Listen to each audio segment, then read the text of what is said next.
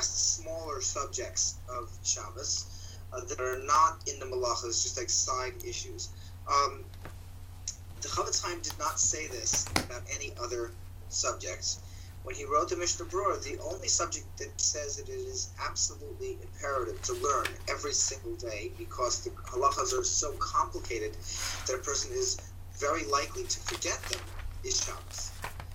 And that he says that a person who does not learn Shabbos every single day is going to end up becoming Mechalel Shabbos. And seeing that the punishment for being Mechalel Shabbos is kares, or death sentence, it's very serious. A person should really set aside time of their day, every day, to learn some Shabbos. So, and this could simply be one halacha, dinner time, pull out the book, as Shabbat, read a paragraph. You have to say Devar Torah anyway at every meal, okay? Mm-hmm. So it could be that, maybe you have the Lashon Hara book in the morning or whatever, or you just try to read a paragraph a day. Now, of course, don't create family disputes, okay? We're running, we didn't read our one paragraph in this thing, and, start fights about it. That doesn't work so well, okay? Basically, try to get it in, okay?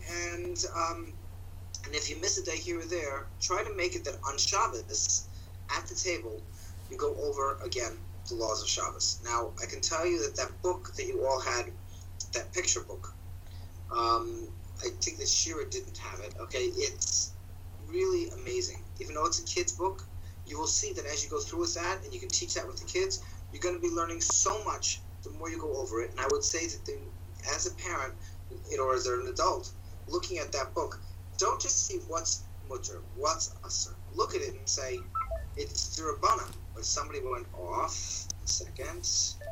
Oh, they're back. Yes. So don't just look at what's allowed and what's not allowed. Look at it and see, it says, oh, it's the Rabbanan. And you say, why did the rabbis ask this? This doesn't fit under the standard category. And try to think, why is it? And if you don't understand why, go back to the beginning of the book where it says what is rabbinic, what is deraisa, on those things, page 10, 11, and 12. You still can't figure it out? Call me, okay? You're going to see that you start to understand, when it talks about brushing the hair being a deraisa versus derabbanan, killing a bee is derabbanan, but it's killing, and why not? Why yes? But what? You'll start to really understand this. Okay, let's move on now to Kiddush, which is where we left off. What are you not allowed to eat before Kiddush in the morning on Shabbos? First, of course, you need to know what the word Kiddush means.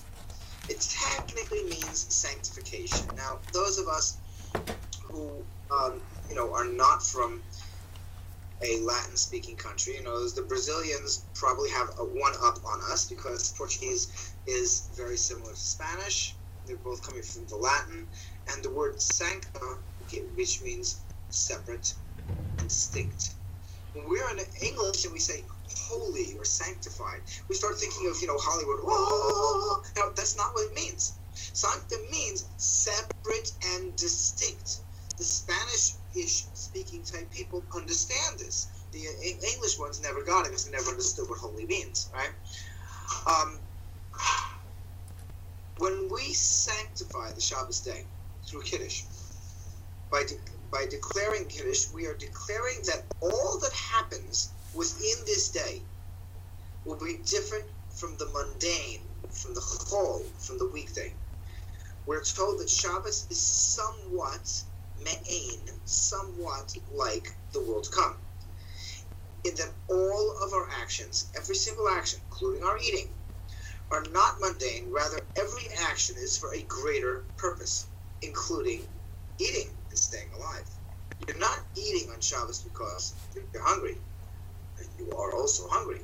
We're not ignoring that, but you're eating the 3 meals because they're a mitzvah. And even if you're not hungry, let's take a normal winter Shabbos, okay? Shabbos comes in, 3:58, okay? And you are, you could, by the time you get back from shul, you have a Thanksgiving meal basically at night. And then in the morning, by the time you get back from shul, it's like, 11 or whatever, you have your meal.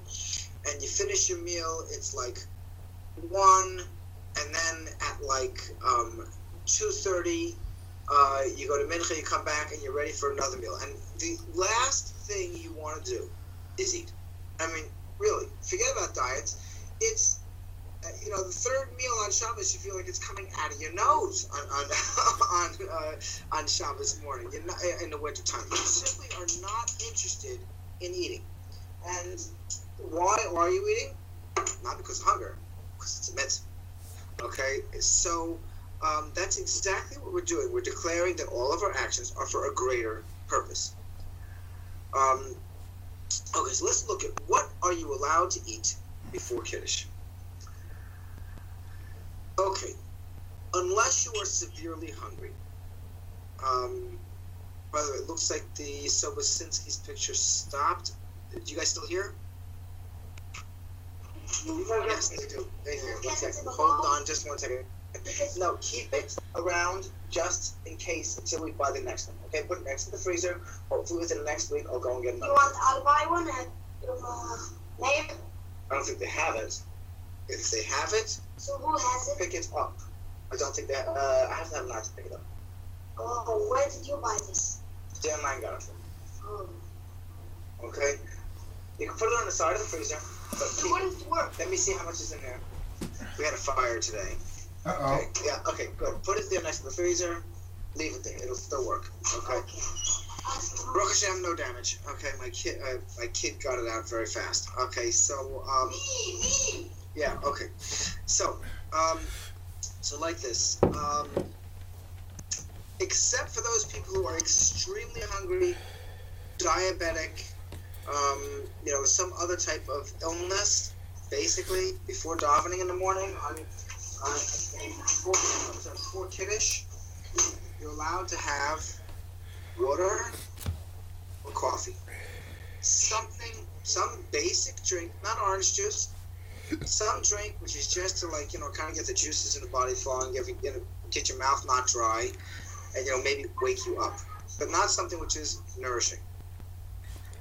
Now, what happens if you're the type of person who you simply cannot concentrate in shul or in davening if you are not eating?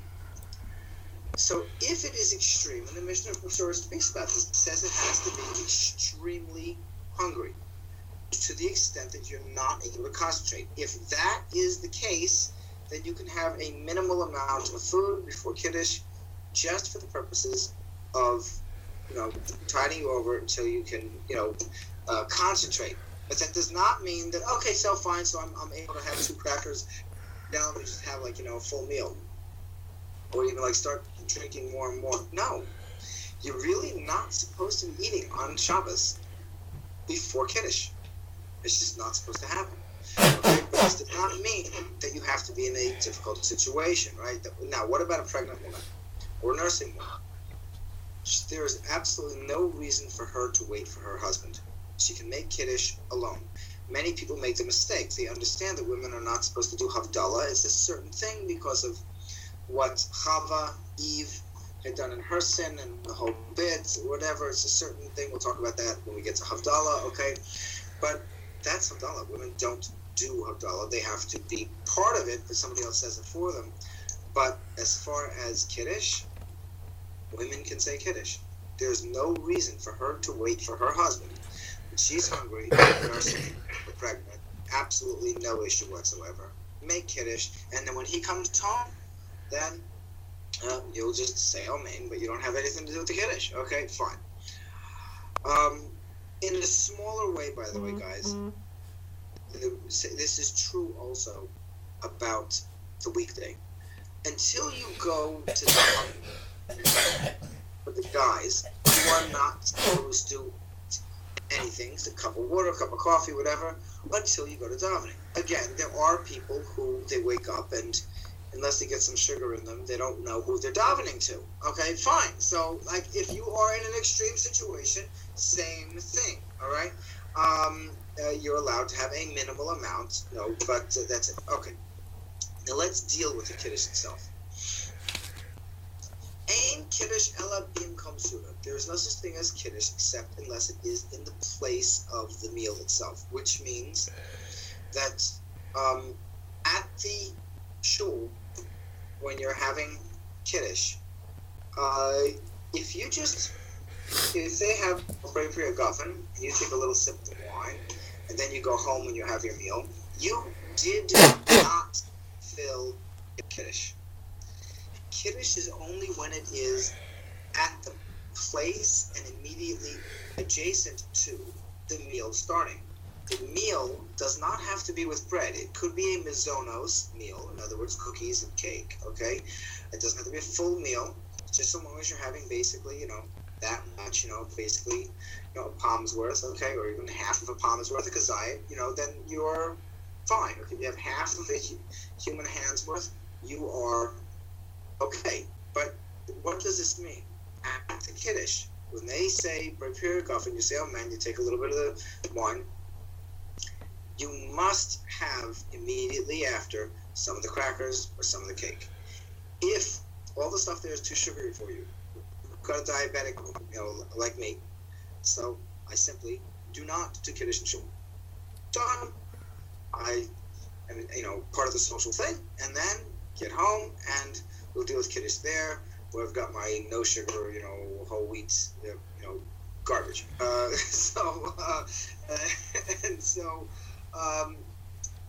You do not have to do it in the shul at all, but you do have to have the kiddush immediately adjacent to the meal. So much so, what does immediately adjacent to the meal mean? It says in the Mishnah Berurah, tekef umiyad, immediately. So much so that the mizonos, or the bread, have to be there on the table. This is why the bread is covered. Why is the bread covered? Because technically the highest of the brachas is the bread. It's higher than the bracha of hagafen on the wine.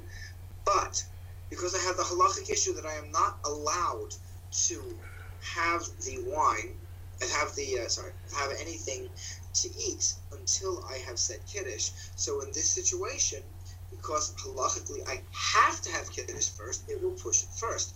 But then I've got the issue that, but 1 second, the bread really should be the first bracha. So you'd say, remove it from the table. But the halacha says I have to have the kiddush in the place and the time of the meal. So therefore the bread has to be on the table. But how can I say Brei Pri Hagafen before hamotzi, when hamotzi is the higher bracha? Therefore we keep the bread on the table, cover it, out of sight, out of mind, yet it's in the place of the meal, and it's going to be immediate. That's the whole reason for the bread being covered. There is another concept of covering it like the manna was in the desert. Very nice. That's a drush. I'm not saying it's not true. I'm dealing right now with the halachic issue. The halachic issue is the bread needs to be covered when there's a kiddush. What does this mean?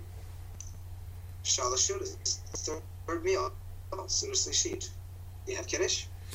No. Does your bread need to be covered? No, not for a halachic reason. But doesn't everybody cover it? Oh, they're covering it for that midrashic reason. Okay, but if it wasn't covered, no big deal. Okay, let's go over what that other reason is, but don't get this confused with the halacha. Really, the most important thing is to understand, why is it being covered? Being covered because the bread needs to be there immediately in the spot, right there when you're saying kiddush, but I have to have it out of sight because the bracha of Brei Pri Hagafen is a lower bracha than bread. Okay, so why cover it in shalosh shudas in the third meal?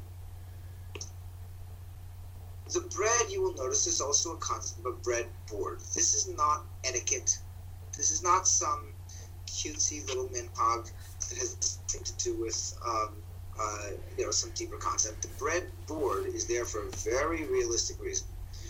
What happened in the desert?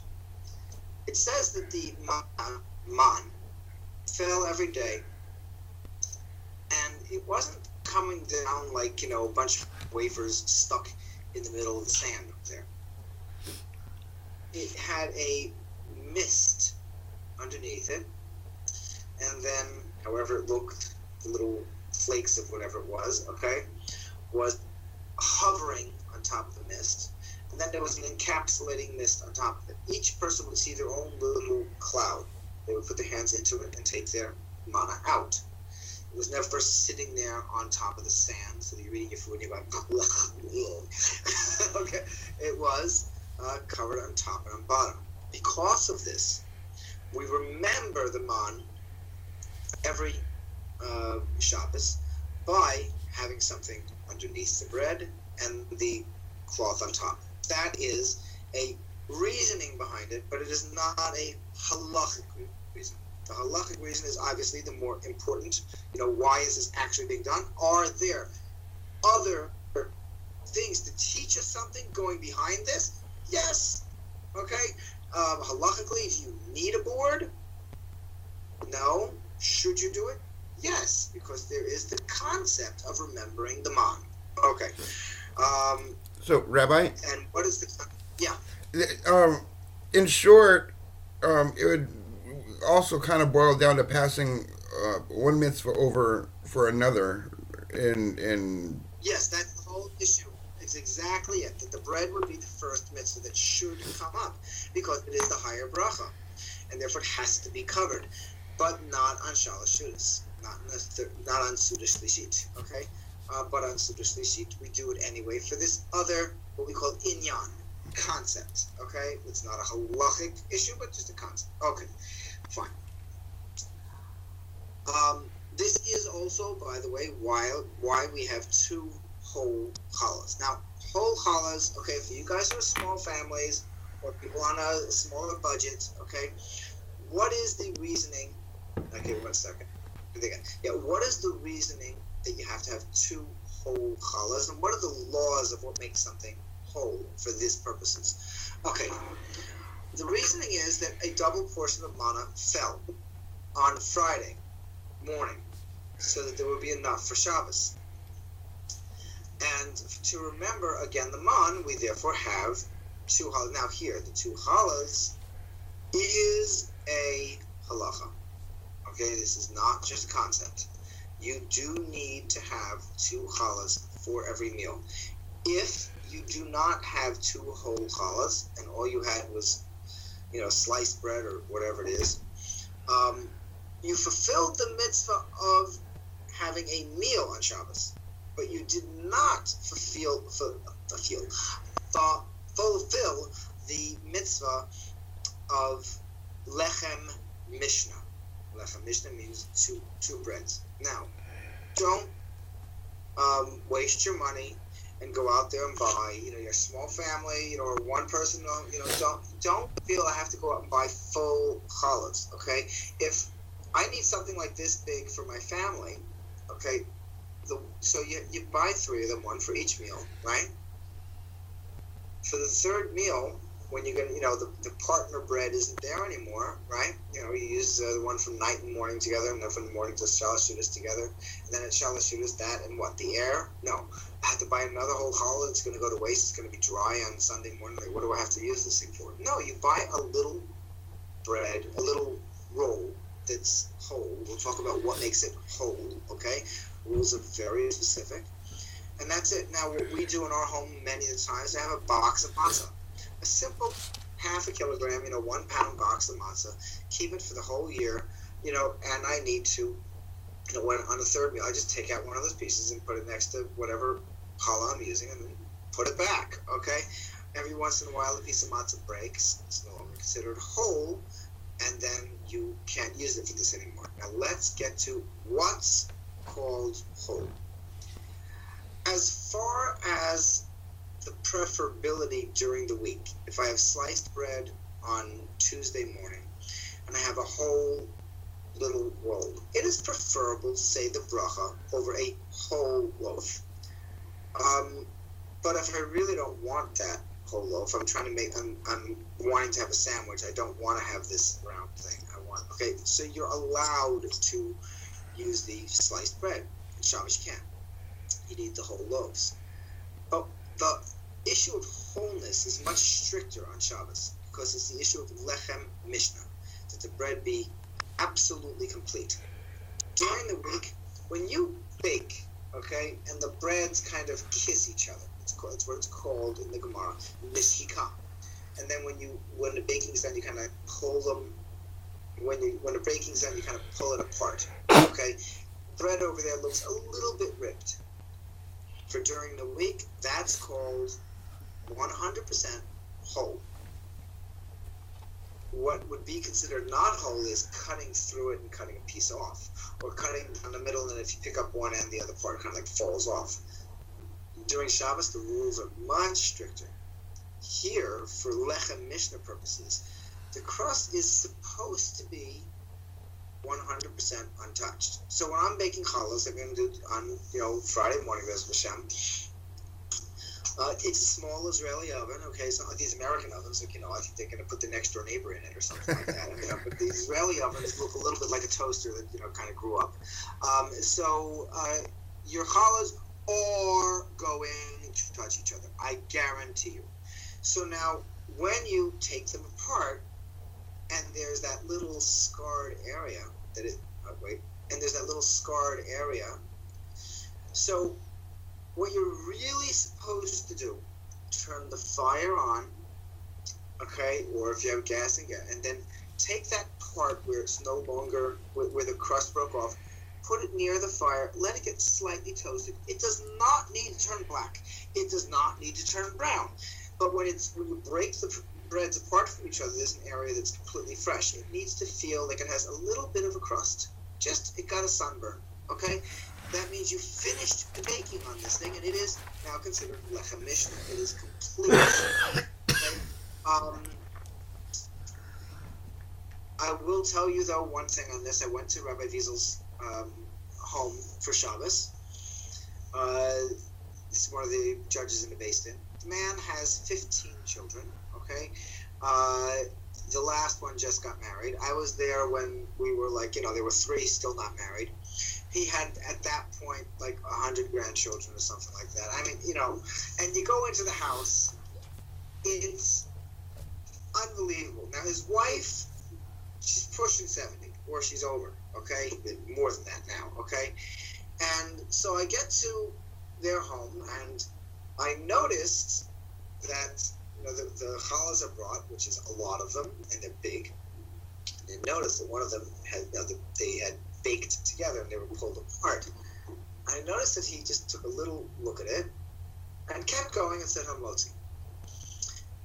And I didn't say anything. Later on, I said, I don't get it. What about this thing of lechem mishnah? Why didn't you ask for one of the rolls? There are a bunch of rolls in the kitchen in case somebody comes home from davening late or whatever. He said, it's hard for my wife to make everything. Kids are bringing stuff, the married kids. She's 70 years old. We've got, at the meal, there were at least 30 people at that one meal, at least. Okay, he said, she spends all of Friday making the challahs, and it's hard for her. He said, I'm not going to wreck Shalom Bayis by making her feel badly that we didn't fulfill this Hidur mitzvah. Hidur mitzvah means a better way of doing the mitzvah. He said, Adol HaShalom, great is Shalom. It is more important than is sometimes small Hidurim. Now, this does not mean that he generally ignores it. If there's any way of keeping it controlled and whatever's going on and somebody can burn it beforehand, great. If it's going to create some type of tension in the household, there's too much going on, whatever it is, ignore it, okay? You will have fulfilled the mitzvah, you will have fulfilled lechem mishnah, but you will have missed a certain hidur, a certain properness in how to do lechem mishnah, okay? So, so now let's deal with the matzahs. Like what many, I would say most people do, okay, when you've got, not such large families, you got a box of matzah, a small thingy, it's enough for the year, okay? So what happens when the inevitable happens? A corner breaks off of the matzah. Okay, so now, on Sunday, you can fix your matzah. You take that piece of matzah, bring it over to the stove, and you or even take a match. It lights like paper. Okay, you light that corner, and then you kind of blow it out with your hand. You don't blow out a fire with your breath, because Ner, Neshama, in Kabbalistic talk, you're not supposed to blow out candles with your breath. Okay, but get rid of that, and then it's burnt on the edge. That means the baking was finished, and even if it's piece of matzah is finished by baking 3 months after it was first made, it makes absolutely no difference. And now you have a whole matzah, even though it looks like something that was previously bitten into or whatever. Okay, I actually did that one time. One of my little kids went, and there was like a bite mark. The whole matzah. So on Sunday, I lit it, and the next week when I went to have the whole matzah, somebody said something that's very interesting. Anyway. How come you're not supposed to blow out a candle with your breath? Okay. Ner Neshama. It says that in Tehillim. I mentioned this in Adon Olam. Ner means flame, and Neshama is soul.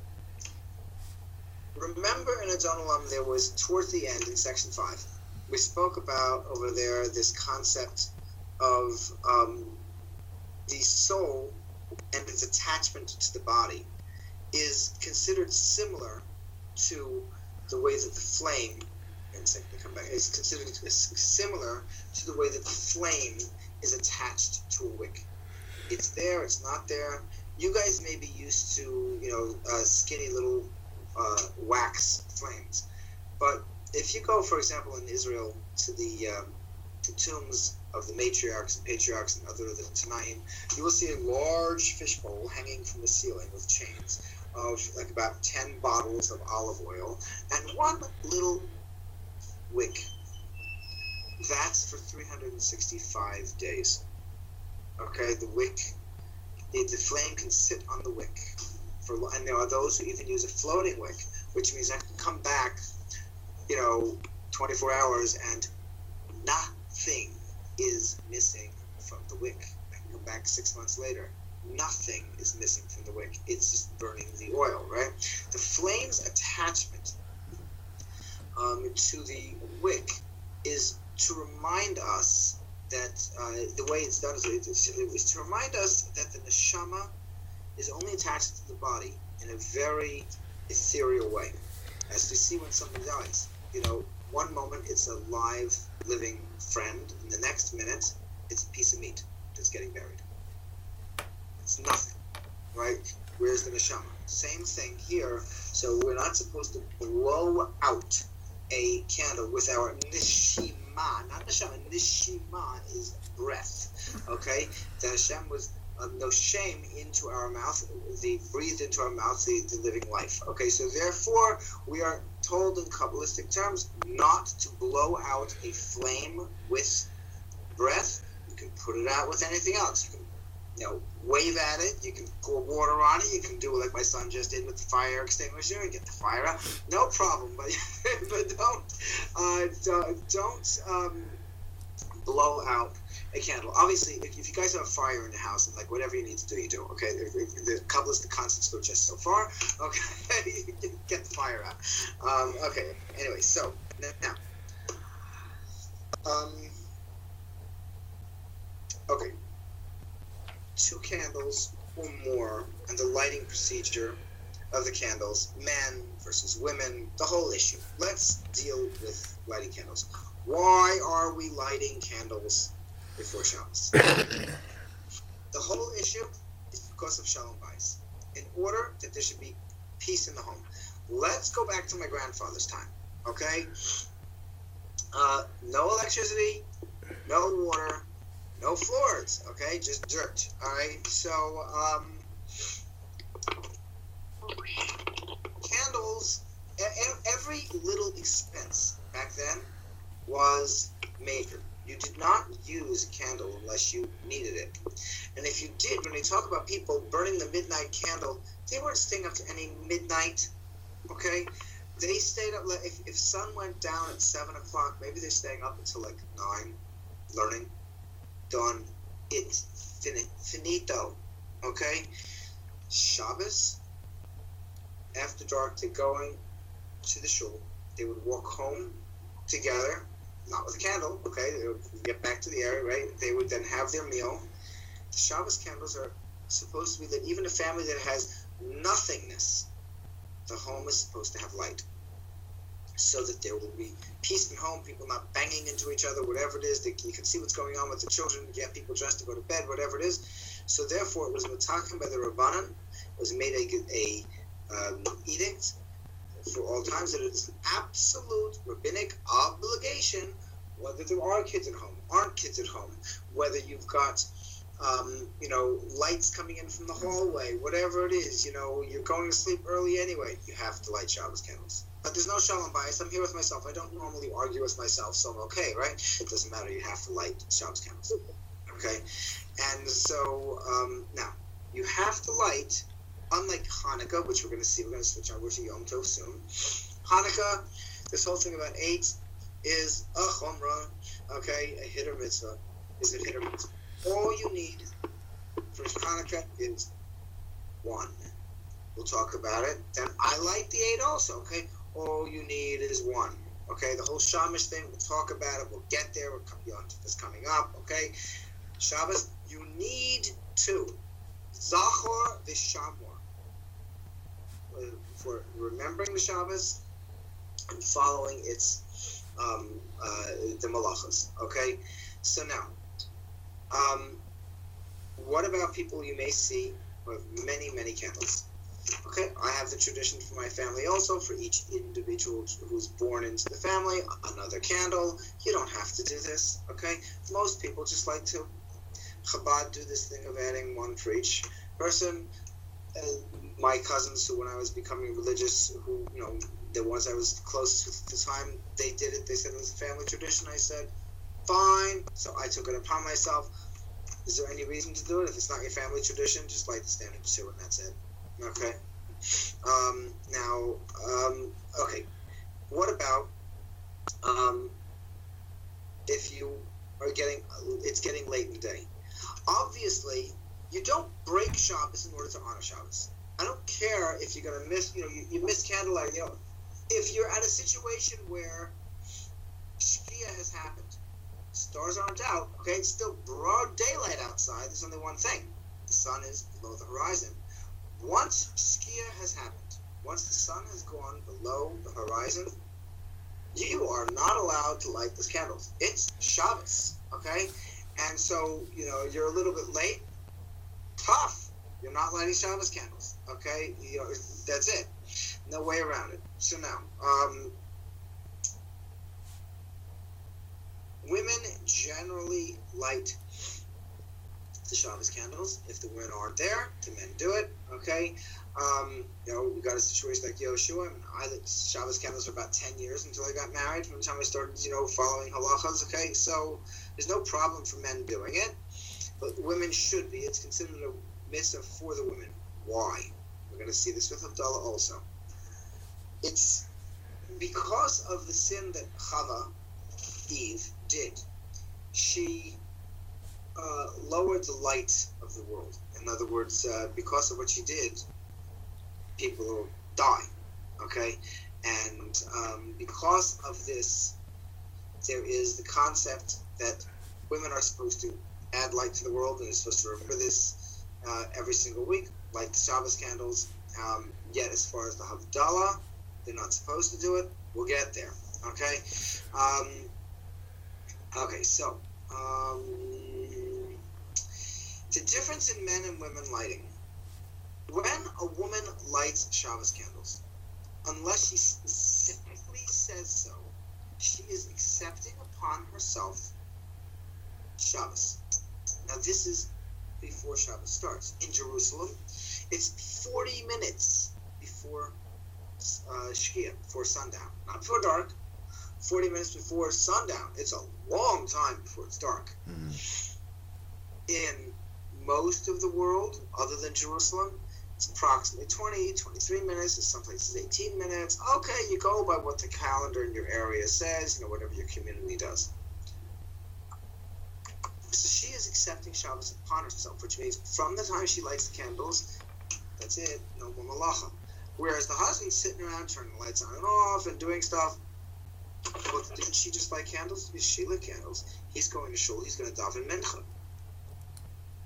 He's davening Friday mincha, which is weekday. It is not Shabbos by him. Absolutely, positively not. And let's say his wife is not home. He's lighting the Shabbos candles. She's in the hospital. She just gave birth. She's in the Goyish hospital. They won't let her light the candles. So fine. So now he lights the Shabbos candles. He can still turn lights on and off. Why? Because he's going to mincha. For God's sakes, he's davening Friday mincha. Of course it isn't Shabbos by him. It's clear from what he's got planned in the future, he doesn't have to state, I'm not accepting Shabbos by myself. But a woman should have davened mincha before. If she did not, let's say she's going to daven mincha. Not all women daven mincha, but let's say she's going to daven mincha. It was a hard winter Erev Shabbos. There was no time to get all the things done. So she wants to light candles on time, but she's still going to daven mincha. So before she lights the candles, she says these words: I'm lighting on the condition that I'm not yet accepting Shabbos upon myself. The guy doesn't have to do that because he is generally going out to daven mincha. And when she lights the candles, she's accepting Shabbos on herself, not on him. He accepts Shabbos on himself at Mizmor Shir Yom HaShabbos, which is the second thing said in what do you call it? Kabbalat Shabbat. Okay, so fine. So that's that. Regarding Havdalah candles, Rabbi, a lot of times the Shabbos candles are burnt out by the time Shabbos is getting ready to close out. How does one go about lighting their Havdalah candle if there is no existing flame, since Shabbos is not technically over with? Okay. I understand where your confusion is coming from, but it's a confusion. Okay. At the end of Yom Kippur, there is an issue of lighting the Havdalah candle from the candle that was lit at the beginning of Yom Kippur. You have like a cup of either oil or wax. People usually use the yahrzeit candle because they're made to last 24 hours, or more than 24 hours, okay? Usually 27 hours. And you're supposed to light the Havdalah candle from a Ner Sheshavat, okay? A candle that was lit before. That is only Yom Kippur. There is no such concept for Shabbos. Okay. When Shabbos is over, get a match, light it. That's it. You do not have to take it from any pre-existent flame. Okay. Okay. Okay.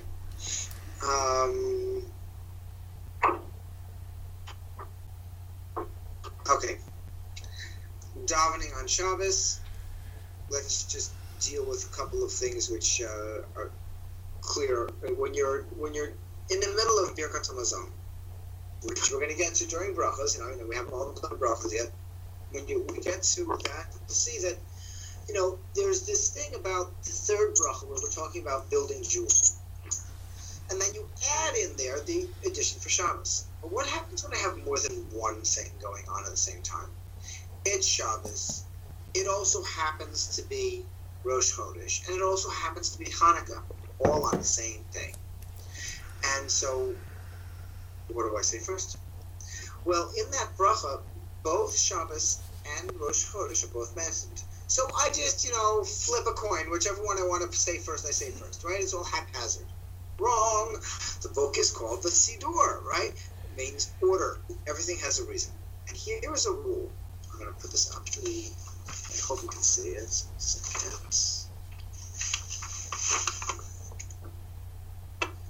Tadir, ve'eno tadir, tadir kodem. Again, tadir, ve'eno tadir, tadir kodem, which means, tadir means that which happens most commonly, ve'eno tadir, and that thing which happens less commonly. The thing that happens more commonly, the tadir, is first. So, let's say it's Shabbos and it's Rosh Chodesh. Well, how many Shabbases do you have in a year? 52. How many Rosh Chodeshes? How many, first of the months do I have in a year? 12. That means Shabbos comes more often.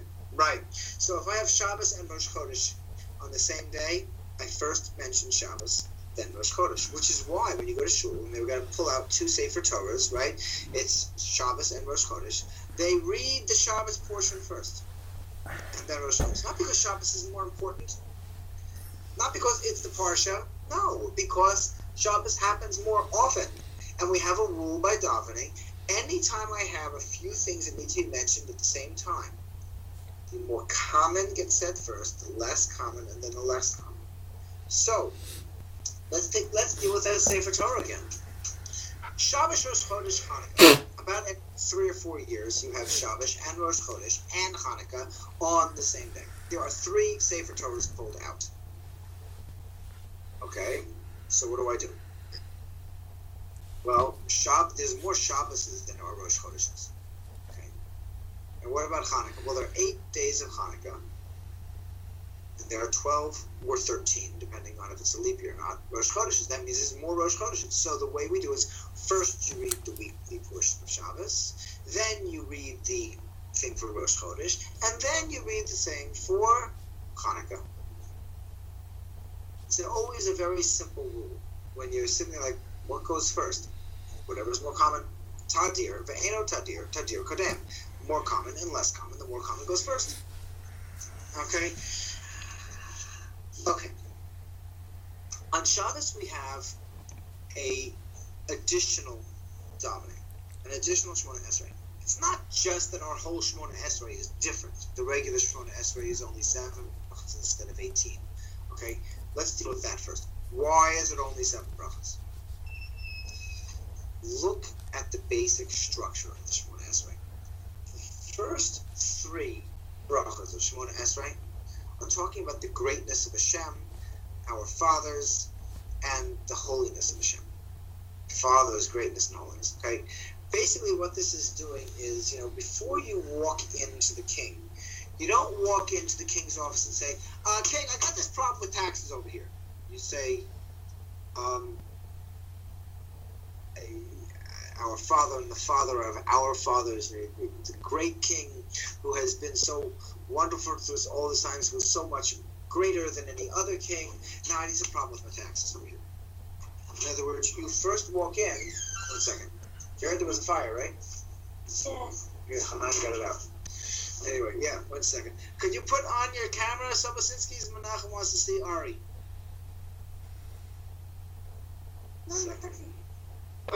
Ari's here. Yeah, but we can't see the camera. Something's wrong with the camera. So there's some problem with the camera. It's not. Okay, fine. Menachem. How much?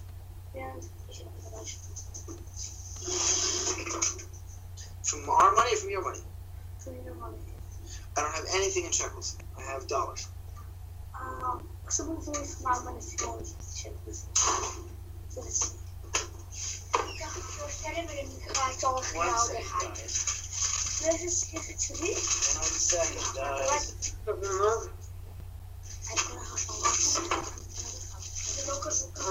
Is this you? Okay, you need 300. 1, 2, 3, 4. I'm gonna write down. We owe 4. 1 second, guys. There we go.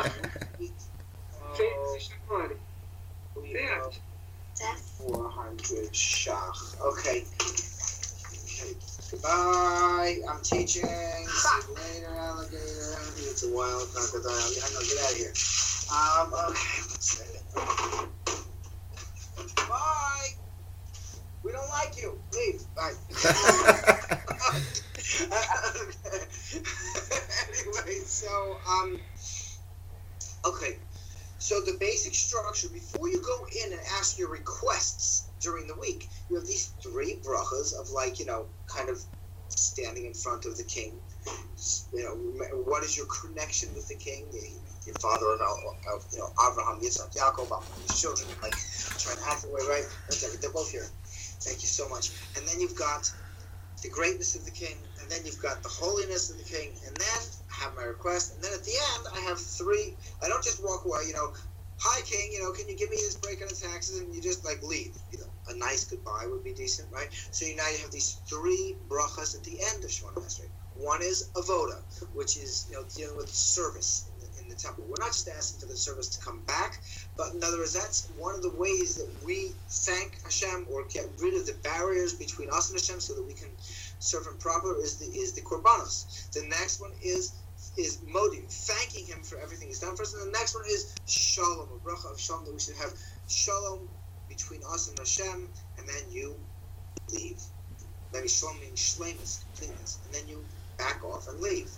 So the first three and the last three are untouched. This is a formula of like approaching the king and ebbing away from your speech with the king. The middle brachas during the week are all requests. They are requests to our spirituality. We'll explain that when we get to davening.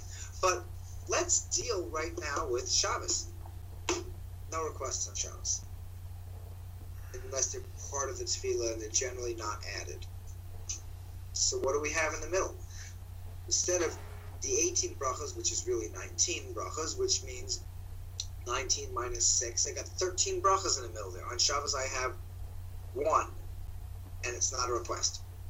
It's just speaking about Shabbos. That's all it is. So Shabbos davening is short, really short. Now, that's for Shachris, and for Mincha, and for Mariv. These are Mincha, Shachris, Mariv, right? Sorry. Mariv, Shachris, and then Mincha, right? Because they got Mariv at night. But after Shachris, I have another Shemona Esrei. And here's a very important rule to remember. You may go into shul and say, I really don't get it. Some weeks we have Musaf. Some weeks we don't have Musaf. Like, what is this Musaf thing? I walk in Hanukkah during, I've got Hallel and all these other things. There's no Musaf. Why not? I mean, on Sukkot we had a Musaf. Why, Purim, no Musaf. Why not? It's a holiday too. So now, let's understand what Musaf is. The word Musaf means additional. It means the additional offering of that day. Rosh Chodesh, which is a pretty minor holiday.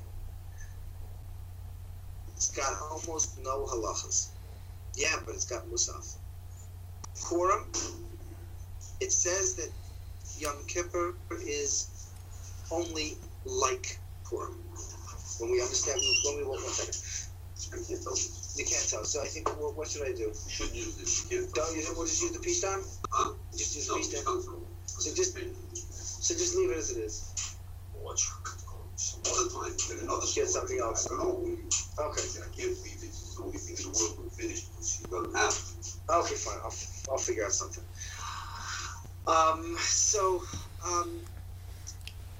You have an extra korban, an extra sacrifice in the temple. Then, and only then, do you have Musaf.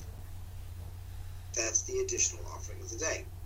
By definition, no rabbinic holiday, Purim or Hanukkah, has an additional offering.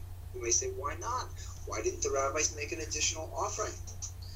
What about in the times of the Third Temple? Won't we have a third offering? No way. Why?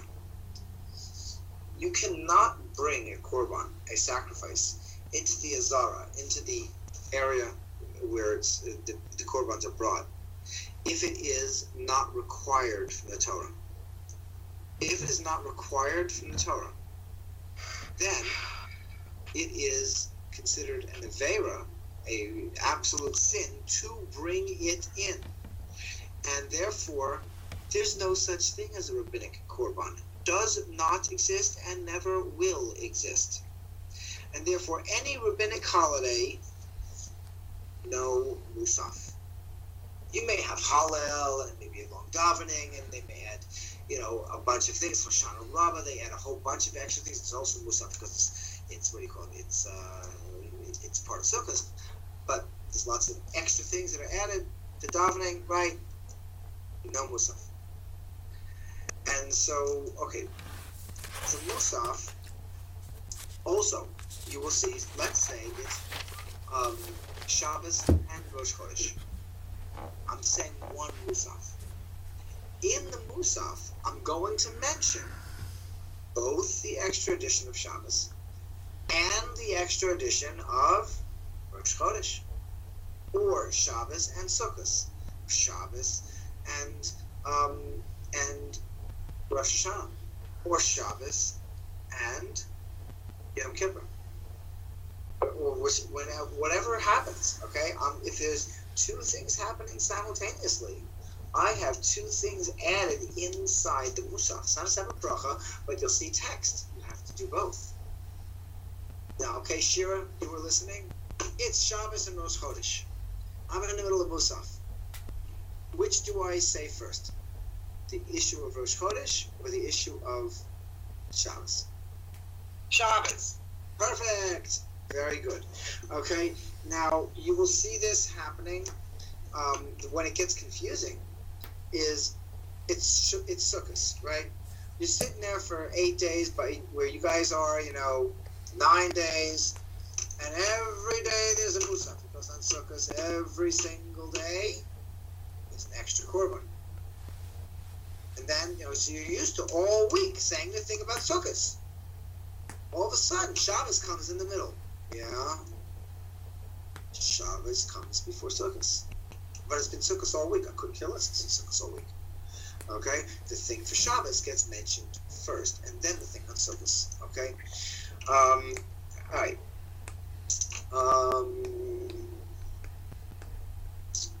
All right. On Shabbos, now this one I have to admit, I don't know why. If anybody finds out, please tell me, okay? Even 10 years down the line, I don't assume that I'm going to find out. I don't know. Okay, but in Birkat HaMazon, when you're finished benching, when you're finished saying the grace after the meals, right? All the brachas are finished, okay? So halachically, the halachic category is technically over.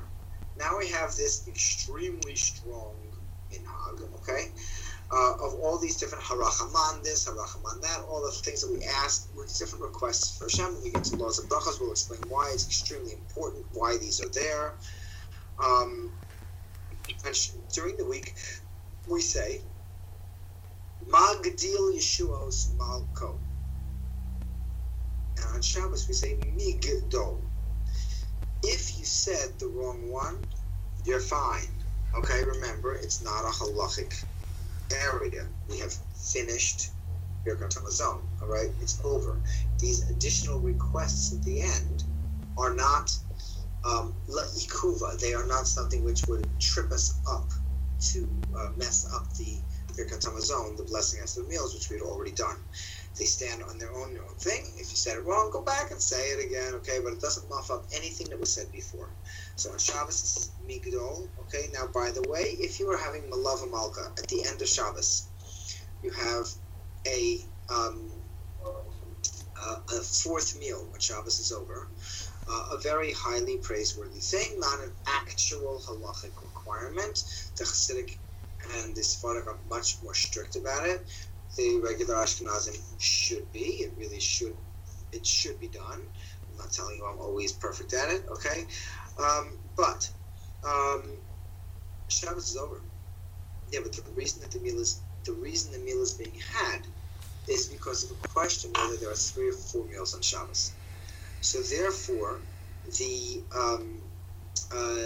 on Malava Malka, you say Migdol, just like on Shabbos, even though it is Saturday night. Shabbos is over.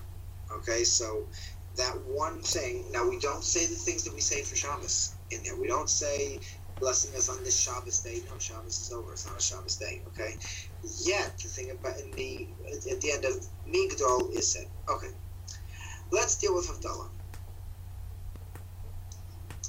Havdalah is said, of course, before Malav Malka. Havdalah, you need there to be 3 medium-sized stars out. This does not mean, Venus and stuff, which you can see sometimes, late afternoon. No, okay? It's got to be dark, all right? And if you're in a city, this is sometimes hard to define what's what. Just look on your computer, not when it's Shabbos. Write the time down. Get yourself a Jewish calendar, stick it on the wall, okay? And have the time for your exact area. You can write down, it'll say, every city in America, every little town. It will tell you exactly when Shabbos is over, okay? Havdalah means making a distinction. The reason we light a light on this day, was the whole point why women do not do it, since they're the ones who took the light out of the world. This particular mitzvah of lighting the Havdalah candle was given to guys. Okay, so the women are not really supposed to be the ones doing Havdalah. They need to have Havdalah said. Now, if they're alone, there are no other guys around. They have a requirement of Havdalah. They can't eat until they have Havdalah, until Tuesday. So if you want to fast, just from Saturday night until Tuesday's over, have fun, okay? But you need Havdalah, okay? What are the requirements for Havdalah? On a normal Shabbos, when I'm not going into yomtov or into Chol HaMoed, okay, I need to have a candle with 2 wicks that can be accomplished by 2 matches held up like this, okay? I need to make the torch effect. 1 second. Yes? Hi, when are you going to be up? 10. You had dinner? Yes, it was excellent. Good. Would you like to? Take care. See you tomorrow. Bye. Okay, so in order to accomplish with 2 matches and put them together, you want the torch effect, okay? It's supposed to be an avuka, which when you put 2 flames together, it's much larger than one, and it kind of goes havhev. It goes like this, okay? Much more than a candle, a single flame will go. That is a requirement. You don't need to buy a fancy braided candle, okay? You want to be cheap about it. You can take regular 2 candles and just kind of like have somebody stick it together. You'd be a little bit klutzy about it because you've got to hold it. It was going to be dripping all over your table. Havdalah candles aren't that expensive, but it's not a requirement to buy something specifically made for Havdalah. Take 2 standard matches. The problem with the matches is, this thing does not need to be lit the whole procedure. If somebody else is there helping you, you're dealing with the wine and the spices, right? Mm-hmm. And then when you get to the bracha on the lights, right before you say the bracha, somebody lights these things, puts them together, you say the bracha, you see it. Done! Okay, you fulfilled your obligation, okay? But that requires a second set of hands because you're supposed to be holding the Kiddush cup. So you need wine, you need spices, and you need some type of light. Now let's deal with the procedure. Your strong hand needs to be, if you're a lefty, that's your left hand. If you're righty, it's your right hand, okay? You hold the Kiddush cup in the strong hand. You then, let's make this graphic. Okay. So you hold the Kiddush cup in your strong hand. You then hold the spices in your weaker hand. You say the bracha. In the meantime, the candle's sitting there lit over there, right? You say the bracha over the wine. You put down the spices. Don't put the wine down. Switch hands. The wine is never put down. Now pick up and put into your strong hand the thing you're about ready to say the next bracha on. By the way, anytime you're eating food, you put into your hand that is the stronger hand that which you're going to eat. You're about ready to eat an apple, pick it up in your stronger hand and say the bracha. It's considered, this is a halacha based on the issue of the respect to the bracha. I then say the bracha over the spices. I smell it. I pass it around to the entire entourage. It's put down. The wine is then switched back into the strong hand. It's not put down. Okay, this thing never hit the table the whole time. Okay, now I say the bracha over the candle, and I, not with the strong hand, with the other hand. You'll see people doing all types of things like this, back and forth, like I don't know which, voodoo doctor they went to, but that has nothing to do with what's going on, okay? The only thing that you need to do is put your hands slightly cupped fashion like this. The candle's over here. So that you can see on the inside part of your hand, this part is shadowed and this part is light. Because you're seeing the distinction between light and darkness. So you're making a bracha over seeing the distinction between light and darkness. You don't need even both hands. One hand is all you need. No flipping back and forth, no witchy, abracadabra. No, you just one hand like this for 1 second. I see dark. I see light. Finito. Okay, we're done. Okay, and then you say the ending paragraph, and that's it. Okay, and then you drink your wine. Now, don't be a dunce. Okay. Don't put the Havdalah candle out yet. Of course, you don't blow the Havdalah candle out yet, because you're not supposed to blow a candle, right? You now get 2 mini little candles, okay? Just like you would light for Shabbos, those little tea lights, those little things, right? And you light them from the Havdalah candle, okay? This is for Malava Malka, okay? Again, it is a requirement to have these little things lit from Malav Malka. Whether you are going to be having this soon now or not, the candle's lit. Okay. What happens if, you dunsted it out and you did not light them and the Havdalah candle went out first or was put out? So you get a match and you light them. You have you are supposed to light the Malav Malka candles from the Havdalah candle. If you did not, then there's still a requirement that the Malav Malka candles are lit. So you get a match, okay? And that's it. You don't have to then light it from the Havdalah candle and put it. No, you just light the things directly, and that's it, okay? Now, you may see people putting their hands into the wine and rubbing their eyelashes and sticking it into their pockets to get lots of money, and they're, wiping it all over the place. There's no such thing. There is only one thing which you are supposed to do. You are supposed to touch the wine, and specifically at the back of the neck, place where the neck becomes the shoulders. That's called the collar bone, I think. That one bone that protrudes when you bow, bend your head down, you feel it. You put 1 drop there. What is the reason? When we die and disintegrate, there is one very small piece of that bone on the inside, which is calcified different from the rest of the bones anywhere in the body. Even when people are cremated, this mini little itty bitty thing, which is the center of that bone, is a very hard piece of calcium, like nothing happens to it. Okay, and so it says that the Techiyat HaMetim, when the resurrection of the dead, starts from the luz bone, which is that little thing. And so, for what right do we have to assume that we're going to get to the world to come? A person who follows mitzvahs, you just followed Shabbos,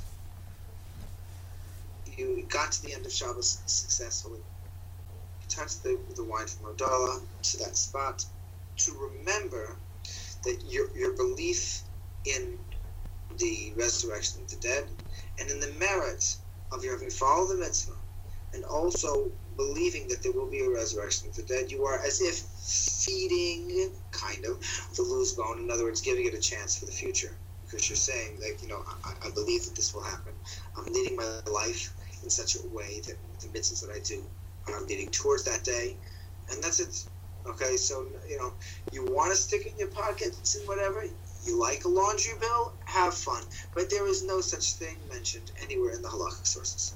Okay, about sticking in your pockets and sticking it on your eyes, and what I see and what I smell and what I taste all week, and I don't know where people get these things. Okay, it's not from the halachic order. So, back.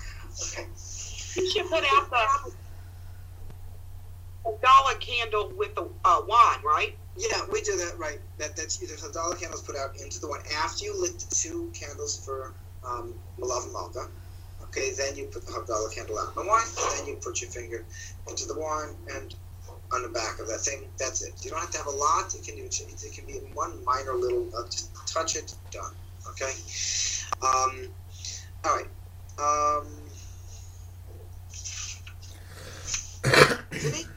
We did it. Okay, we're done with Shabbos. We're now going to move on. Okay. But before we move on, this is a major subject here. Where are there areas here that people think that we need to go over again in the laws of Shabbos? We did it all together here, right?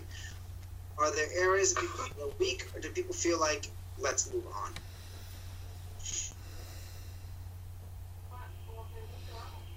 I think that we can move on.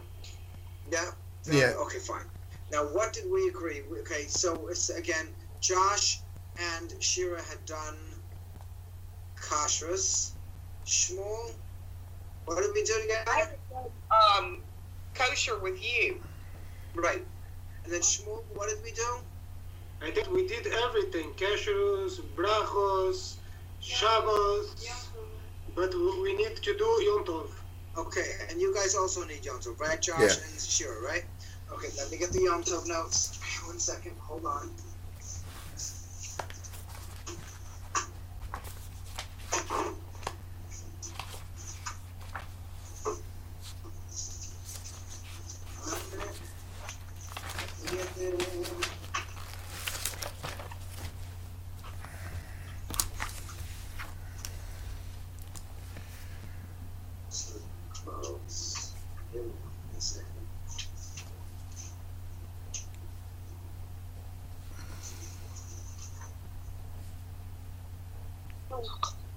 Here we go. Got it. Okay.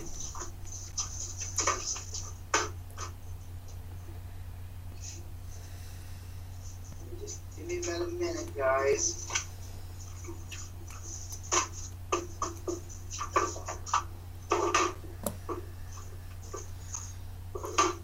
Yomtov. This is going to be very eye-opening. Okay. Very eye-opening. Here we go. All right. Squeeze the olive. What? Squeeze the olive. Squeeze the olive? Yeah, when you squeeze the olive, you get the finest of the virgin oil. Right. That's what you're squeezing the olive. You're pressing out the finest virgin olive oil out of the olive. Okay. Here we go. Okay. Yom Tov and Chol HaMoed. Okay, hold on to something real hard, because here's a very shocking statement that most people don't know. Now, I'm going to calm the statement down as time goes on, but we have to start with the source. Yom Tov and Chol HaMoed, the intermediate days, also have all 39 malachic prohibitions. Just like Shabbos, except, now we're coming down, there is some except here, except that each has a list of circumstances where some of those malachas are less comprehensive and might not apply at all in certain very specific situations. On Shabbos, the 39 malachas apply across the board, always, there's nothing to talk about. On Yom Tov, people make a mistake. They say, oh, you're allowed to cook on Yom Tov. Really? Only in certain circumstances. Only in certain ways. Mm-hmm. But you're allowed to carry on Yom Tov. Really? Only for certain reasons. And only certain things. In other words, all 39 malachas apply on Yom Tov. There are a few of them that are slightly more lenient. Chol HaMoed, people think, it's a free-for-all. Really? No, it's not. All 39 malachas apply. There's only one thing. On Chol HaMoed, it's much more lenient. Much more. You can even get into a car for certain situations and not beyond. So we're going to get through this whole thing, okay? Yom Tov also has 39 malachas, just like Shabbos, except there is a concept called Ochel Nefesh. O-C-H-E-L space. That means food. Nefesh, N-E-P-H-E-S-H,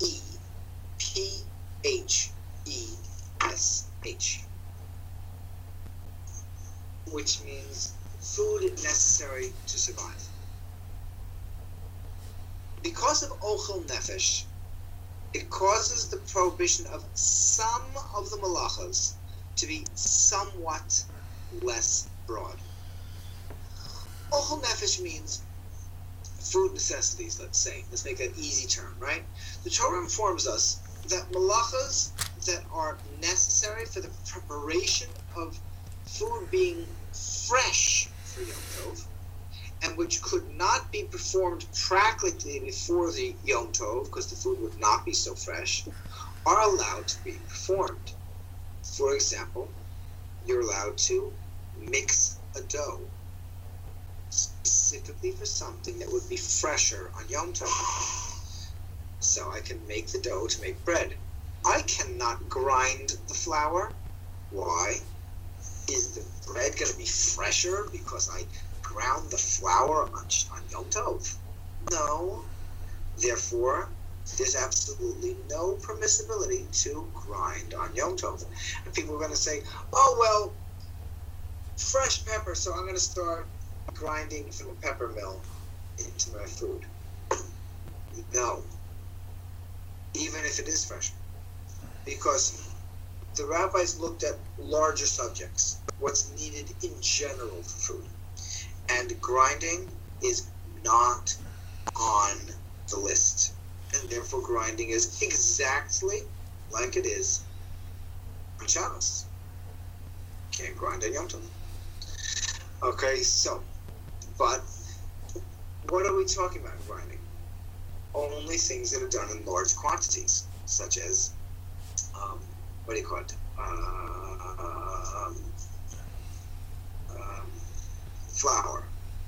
But if I'm chopping my salad for this one-time use, I could. So therefore, not because of the reason of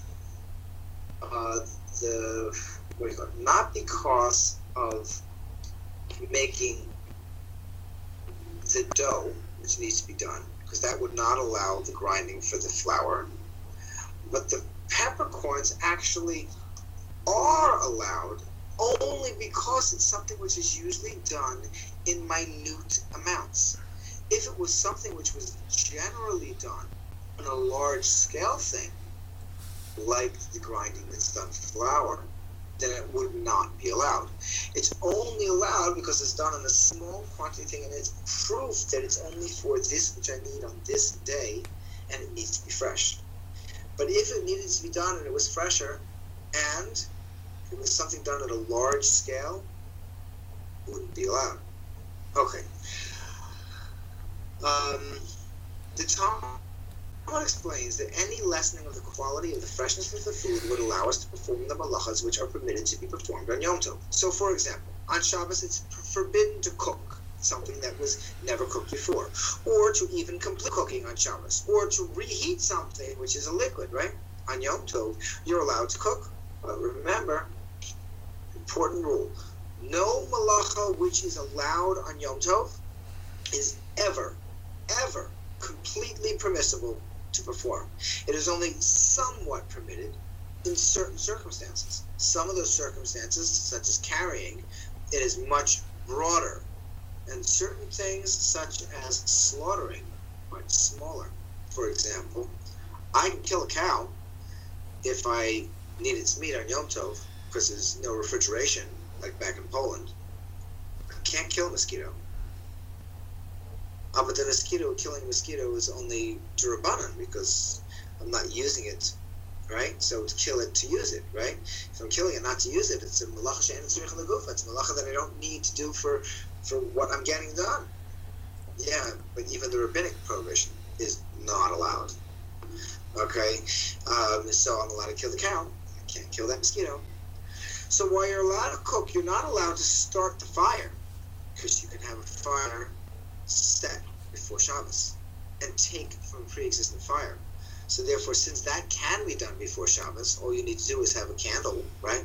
You're not allowed to start a fire on Shabbos, but rather only transfer. You may transfer fire from a candle lit before Yom Tov and via it start up a large barbecue, but you're not allowed to strike a single match. Also, you have to be very careful. People have a barbecue and they, start putting wood on top and everything else. Are you doing it in such a way that you're extinguishing, even momentarily, that which is underneath the piece of wood you put on? How you build a fire and how you keep one going on Yom Tov, very different than the weekday. Okay, not only are you not allowed to start a fire, but why would you be allowed to put a fire out? Is that going to help your food be fresher? Yeah, but okay, fine. I got the gas started. I needed to cook an egg. So now it's 3 Yom Tov. It's Rosh Hashanah, Shabbos. I cooked the egg for 5 minutes. You want me to have the thing on for the next 3 days? Right. You can't put the fire out. You can't even lower the flame. Nothing. Because they're all called extinguishing. Why? Because the principle is very clear. I'm only allowed to do certain malachas partially if they will help the food be fresher. Putting the fire out does not help the food be fresher. Okay?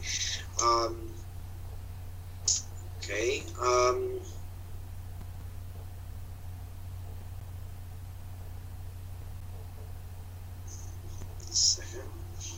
Saving fuel, saving money, it's not part of the equation. We're not doing that. That has nothing to do with, it's not going to allow me to do this on Yom Tov just because I'm going to be broke. So what? So be broke. Or just don't cook the thing on Yom Tov. The issue of financial loss, people get very confused. When we get to Chol HaMoed, the intermediate days, now we have a situation where if something is a major financial loss, then we could possibly, depending on the extremity of the situation, we could possibly have a situation where you'd be allowed to do one of the malachas because of a major financial loss. On Yom Tov. So Rosh Hashanah, Shabbos, if you want to cook an egg, Rosh Hashanah morning, have fun. It's staying on for 3 days. Okay, so, okay.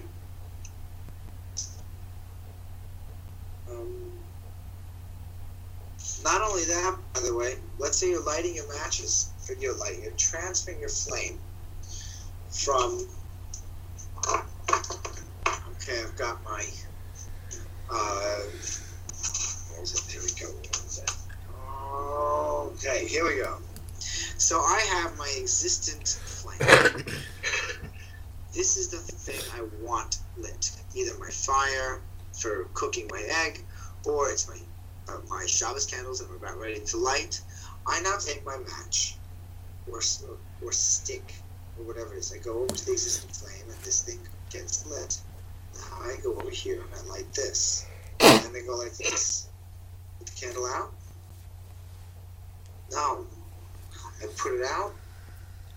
No. I keep it here and burn my fingers? No. Okay, so what do? Okay?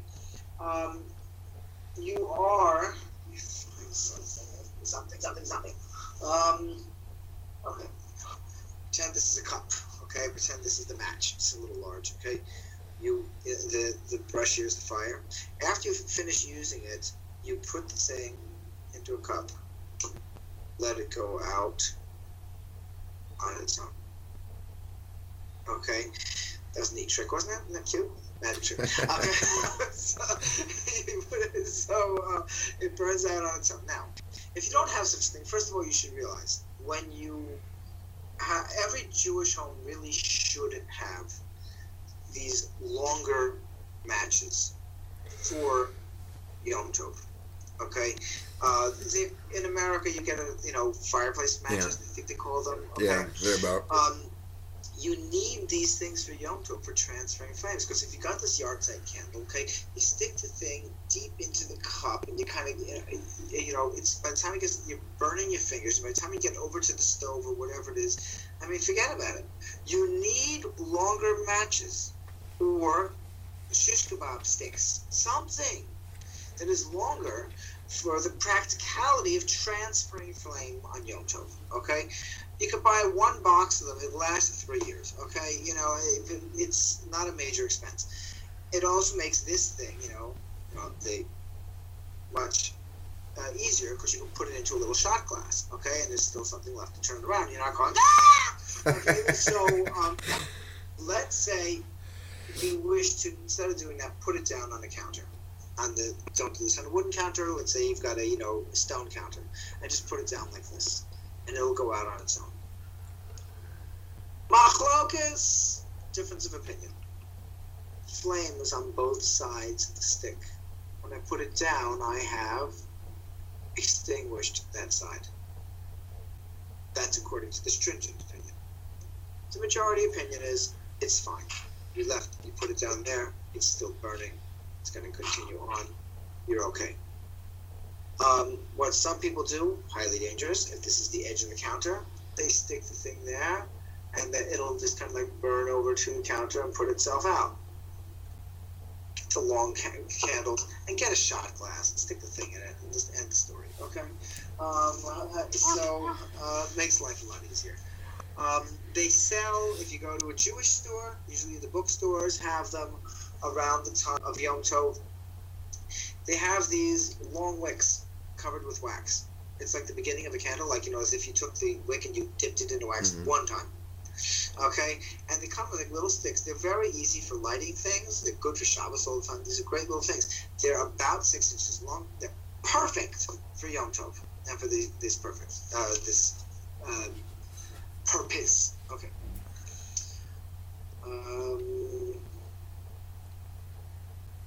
There are other not so obvious forms of extinguishing that are also not allowed. Clearly, you're not allowed to turn off the fire of the stove, whether it's electric or gas. But what's more is you're not even allowed to lower the flame, as this is halakhically considered a form of extinguishing. So let's look at this practically. Many years, there are 3-day Yom Tovs in a row, especially in America. Well, out of Israel, not specifically America. France is the same thing. Okay. First comes the first day of Rosh Hashanah, then second, and then immediately after is Shabbos. If you turn on the fire for the first day of Rosh Hashanah, it's going to remain there for 3 days. It can be lowered. It cannot be lowered at all. Not at all for 3 days. So you can raise it. Let's say on the first day of Rosh Hashanah, I just gotta have an egg. Put it on low. Make sure it's not gonna go out. You can asphyxiate yourself, okay? But tomorrow I'm gonna be cooking the cholent for Shabbos. Big cauldron. 30 people are coming over. I can raise it at that point if it's gas, not an electric one. The electric ones, you can't touch anything. You can't do a thing on an electric thing. Whatever is. You cannot do anything on an electric stove. Okay, whatever it was set before the 3 days is what it is. Okay.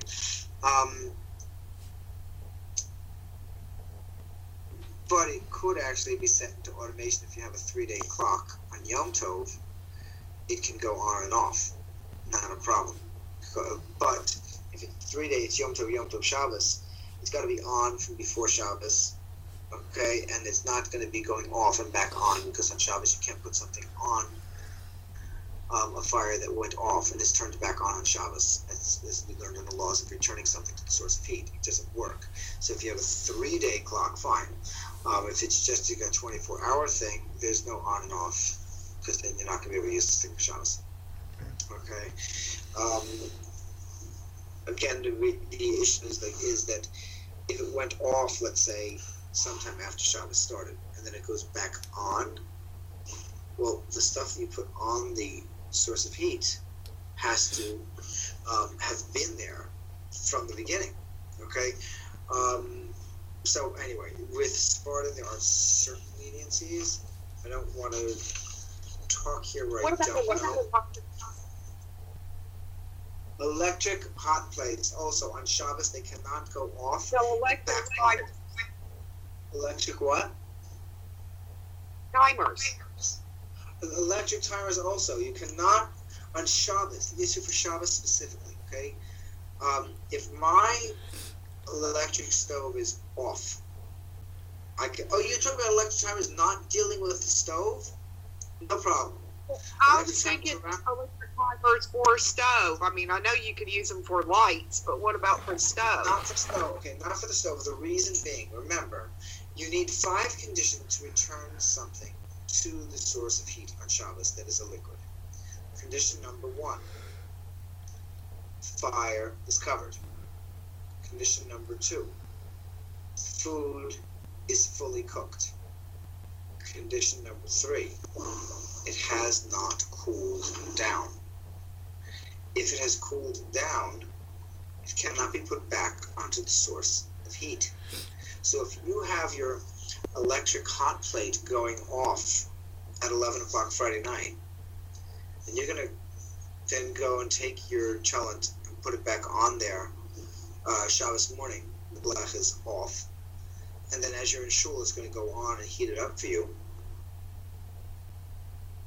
Your cholent was cold, even though when you put it on, it's in a cold spot, but it's cooking on Shabbos because it cooled down. And then the food that got cooked. Looking at by Sephardim, there are certain leniencies. Okay, Josh is going to be Sephardic.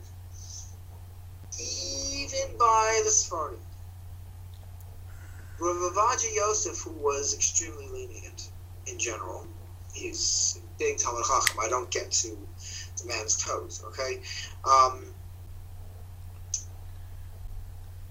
He said only when the majority of the food is solid. Because if it's considered a liquid, he also held like the Beis Yosef, you cannot reheat it on Shabbos. By Ashkenazim, if it's got any liquid, forget about it. That means even a small sauce, forget it. Yeah, what, Josh? So, what about you were telling us about one of your guests you had over for Shabbos? He was maybe Syrian, Sephardic. Right. So what they did there, they had a minimum amount of sauce. Mm-hmm. Okay, it was gefilte fish, but not Ashkenazi gefilte fish, where you can have a diabetic seizure from biting into it. Okay, so, can't eat fish. Okay, but rather you bite in and you need the fire extinguisher. It's got a lot of hot spices. It's not in a liquid.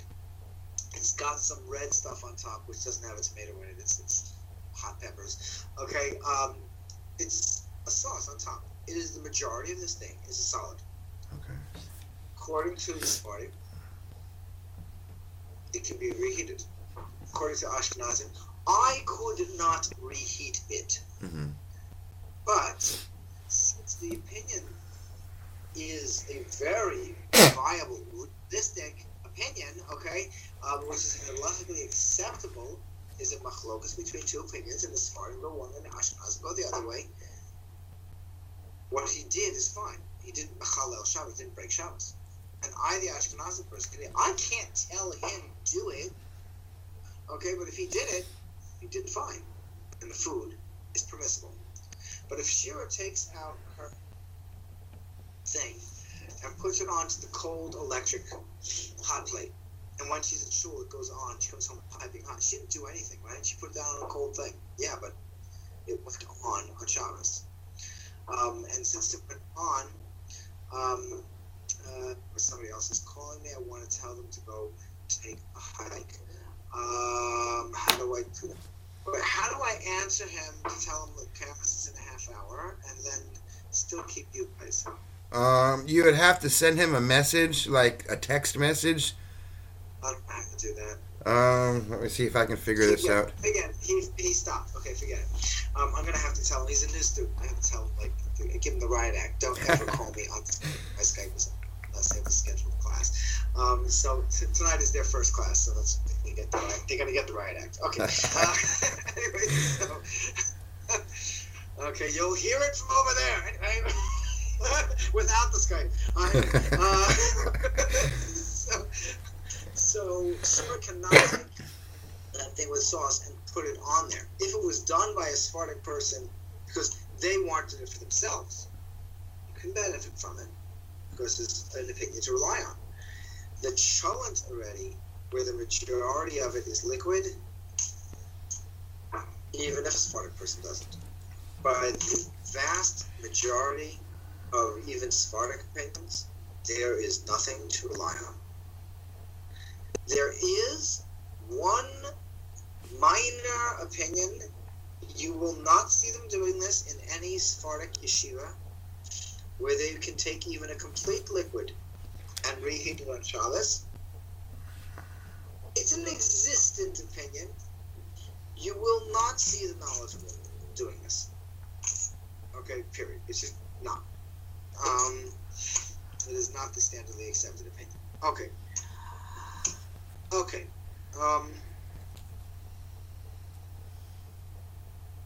While we're on this subject of Rosh Hashanah, let's deal with a certain issue that occurs when Yom Tov is more than one day. Outside of the land of Israel, on all of the Yom Tovim, there is a rabbinic obligation to follow the laws of Yom Tov for 2 days. Forget Shabbos. Yom Tov, Yom Tov. In the land of Israel, this is generally not the case. Yom Tov is generally 1 day, with the noted exception of Rosh Hashanah. Both the second day of Yom Tov outside of Israel and the second day of Rosh Hashanah, whether in or outside of Israel, are rabbinic. Okay, whereas the first days, this is very important, this is not a technicality, this is a very major subject, okay? The first day is D'Oraisa. The first day of Rosh Hashanah is Rosh Hashanah from the Torah. The second day is a rabbinic addition. Obviously, you're not allowed to use any of the leniencies of any of the malachas for Yom Tov to prepare food for the second day of Rosh Hashanah. Now, Shira, I'm going to shock the pants off you. I know you're not wearing pants, but I'm going to shock them off you anyway. You're on your way to shul, late afternoon, first day of Rosh Hashanah. Second day of Rosh Hashanah starts in about 2 hours. You're going from Menachem. So you have your flame, you're doing everything perfectly for Yom Tov. You take the pot of food that's going to cook for second day Yom Tov night. No such thing. I'll go further than that. You want to light candles. 1 second. Come in. First of all, hello everyone. Hello. Benjamin Wiesel just called to inform you about his bris milah on Sunday in Ramat Shlomo. Okay. What time of the 11 day? a.m. Ulamei Slonim, Rechov Kilot Yaakov 17. I'll go. Okay, Beseder. So here we go. This is your information. Don't lose it. Okay. Baruch Hashem, another mitzvah.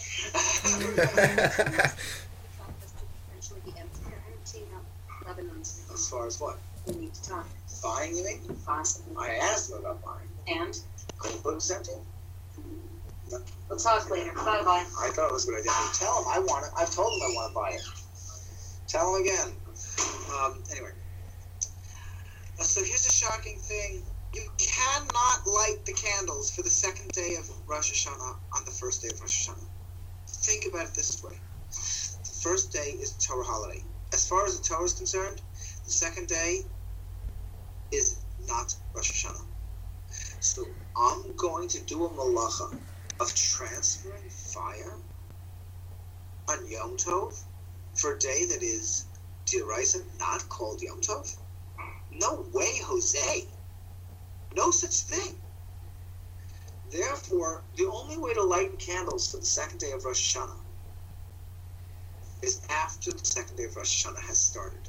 You get home from shul. It's dark. Right before you have Kiddush, you now light the candles from transferring from the previous flame. Fine. But there's no such thing as lighting candles or heating up food. Now, by the way, Shira is not going to like this one. We all like hot food on Yom Tov.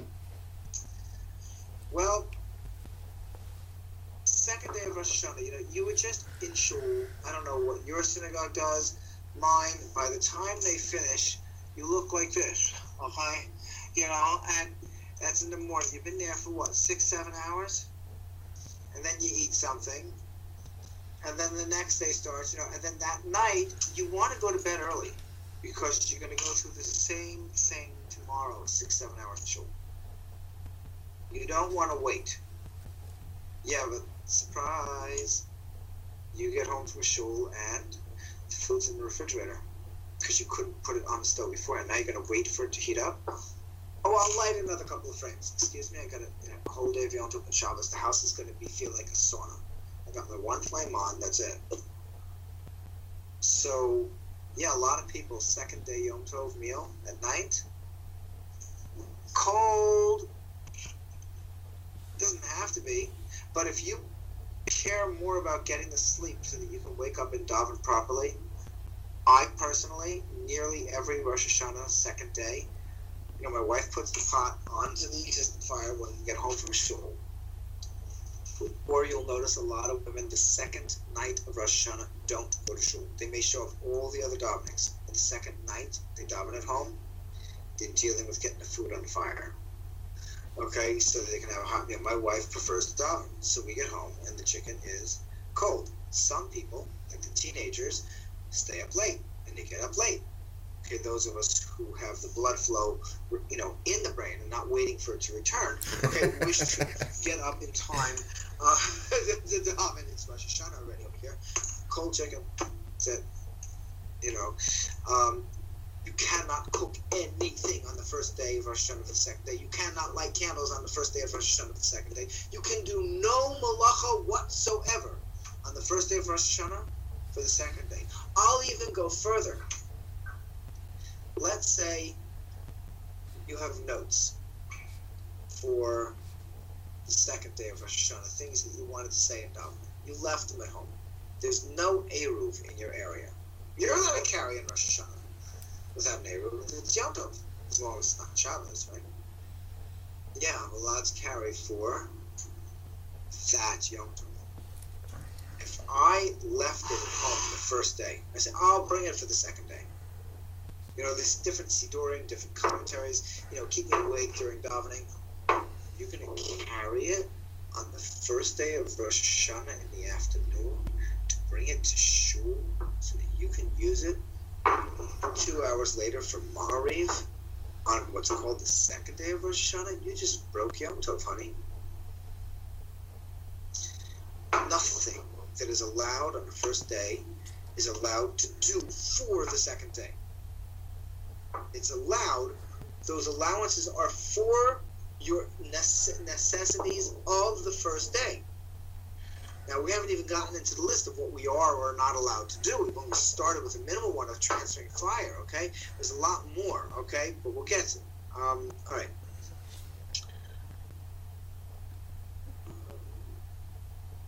So can you go over that briefly again, real quick, when you were talking about the Siddur? If is that also in correlation if you have like a full weekday and a full weekday Shabbat? If it's one unit, if I need this book for my davening today, like for every single machzor that exists, also has Mariv for when it's all over, which is a weekday Mariv. No problem. It's a unit. I need to pick this book up and bring it. Not a problem. But if I'm bringing something which this item has no use on Yom Tov. Okay. So then why? But it has use on the second day of Yom Tov. Yeah, the second day of Yom Tov is not Yom Tov D'Oraisa. And when it's a D'Oraisa Yom Tov day, which is the first Yom Tov, I'm only allowed to use those leniencies of Yom Tov that were slightly different than Shabbos, only for the D'Oraisa Yom Tov. On the second day, I'm allowed to do it for the second day. Okay? But to use D'Oraisa Yom Tov for D'Rabanan, which is really a weekday, according to the Torah, no way. So, all right.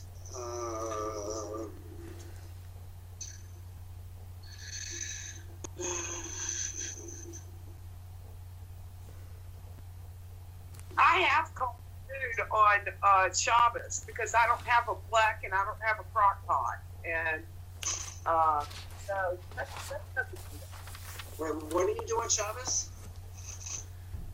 I said I don't have a crock pot or a black, so I just eat cold food on Shabbos day. I did it for years. I did it for years. Years. Okay? I was in dormitory situations where you're not allowed to have a fire or whatever it is, and I kept kosher. Like, yes. Years didn't have a black or thing. There's plenty of wonderful things that you can cook that are cold. Mm-hmm. Yeah. It's like, well, you don't need to have hot food, okay? So, all right.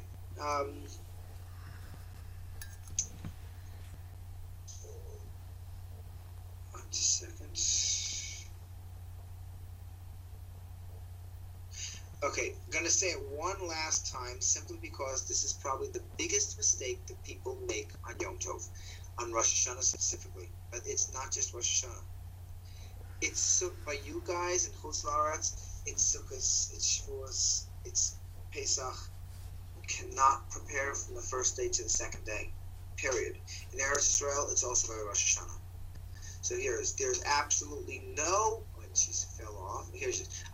There's absolutely no heter, no permissibility to warm the food up or even simply place pre-cooked food, but now cool pot of food on the pre-lit stove before the first day of Yom Tov is over, i.e. it's pitch black outside, not candle lighting time, pitch black.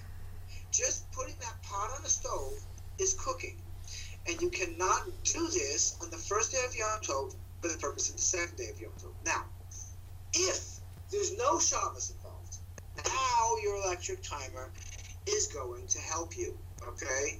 Since you're allowed to cook on Shabbos, on Yom Tov, from a pre-existing flame. What you're not allowed to do is you're not allowed to light a match, right?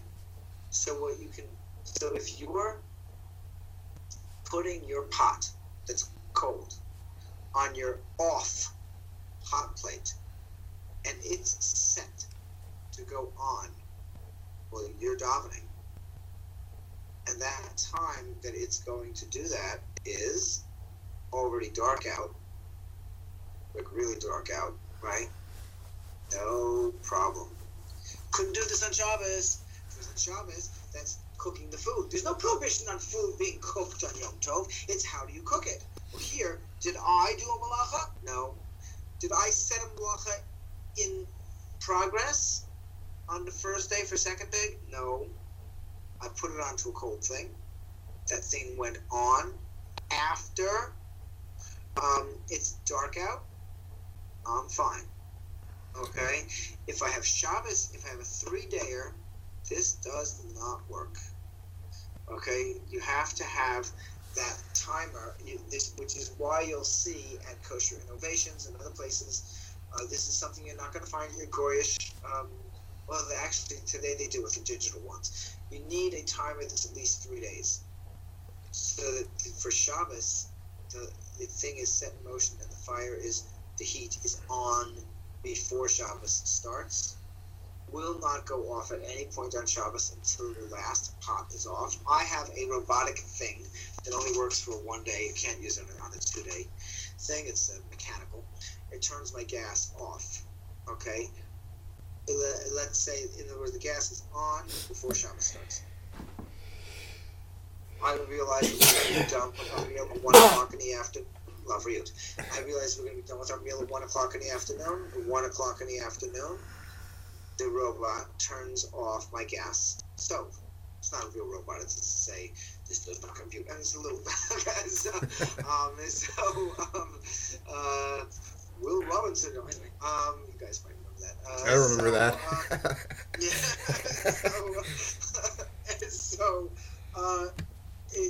So there, when Shabbos came in, the fire was on. Shabbos has been on the fire's been on the whole time. The food's been on the blech the entire time. It's just that when the meal is over, off and stay off. That's allowed. Okay. When you are allowed allowed to cook on Yom Tov from a pre-existent fire, then there's no need for a blech or plata, a hot plate. You can have the fire completely exposed, okay? None, zera'u, okay? None of the 5 conditions of returning food to the source of heat that are required on Shabbos are necessary for Yom Tov. Again, remember, this is when Yom Tov is not on Shabbos. I mean, if Sukkot is on Shabbos, it's Shabbos, guys. I mean, the fact that it's Yom Tov doesn't cancel Shabbos, okay? You know what I mean? So Chazara, returning something to the source of heat, no problem. You can take a frozen raw chicken out of the freezer, stick it on the fire with nothing covering the fire on Yom Tov.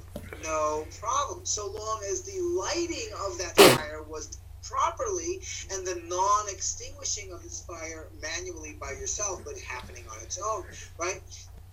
You're fine. But as was just stated above, you cannot adjust any electrical appliance or lower a gas one. You are though to raise the heat of a gas stove only. If it was low, it can be made high, but it cannot be then lowered. Don't extrapolate. If you have one of these electric lights that has a dimmer, you cannot do that. Okay? It's building different bridges, it's moving. It's hard to explain what's going on the inside of a dimmer. It is actually a very complicated little device. Okay? You cannot do it on Shabbos or Yom Tov. Okay? I see. Excuse me. Modern gas stoves, meaning it lasts about 15, 20 years, have a safety feature that turns off the gas as soon as the level of heat lowers to below a certain temperature. In other words, a wind came by and blew out your blue gas. Die of asphyxiation like they used to, okay? The new stoves turn themselves off, okay? What happens? There's a piece of titanium shaped in an hourglass shape, which is also somewhat bent and concave. It's this very, very delicate little piece of metal. As soon as the heat, it gets above a certain level of heat, okay, it will create the bridge which allows the gas to go through. The minute it gets below a certain level, it bends back the other way and closes the bridge, and your gas stops. Okay?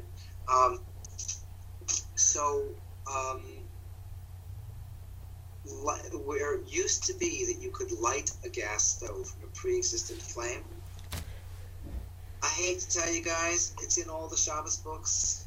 You can't do it if you have a new gas stove. By the way, if you don't have a new gas stove, throw it out. Okay? The safety feature is worth it. Okay? Basically, lighting a gas stove today is not so simple. Because of this, we use our gas stove all through the 3-day yomtovs, right? We just have flame on beforehand. Okay? That's it. Lighting it is not the same thing as you will see in Shmirat Chatan, all these other things. There is a problem with these new titanium safety features. Okay? They're able to be used, just can't turn it on Yom Tov. Okay? You can keep it, you can use your stove. Okay? Okay. I'm going to get off now. We're gonna reiterate that same last point. So I'm at the last paragraph on page 96. Okay, I'm gonna start this new class with these guys. First, I'm gonna call them out. You can turn your Skype on. You'll still hear me yelling at. All right. Anyway, 1 second. This is Jim Toe. Finishes there. 1 second. All right. I will see you guys next week. Now, 1 second. Shira and Ash. Yes, sir. Sunday, we're doing. We're still in the middle of something there, right? Yeah, we were on we'd finished. We were. Hang on a second, and I will tell you exactly where we were. We were. We're meeting on Sunday. Yeah. Yeah. We were starting on the structure of davening. Okay, fine. Well, then just make sure you have your siddur with you. Very important. If you can get a hold of an art scroll sitter, that'd be great. Okay. Okay. See you guys later. Okay, shalom. Take care. Bye bye. Sorry, just today. We got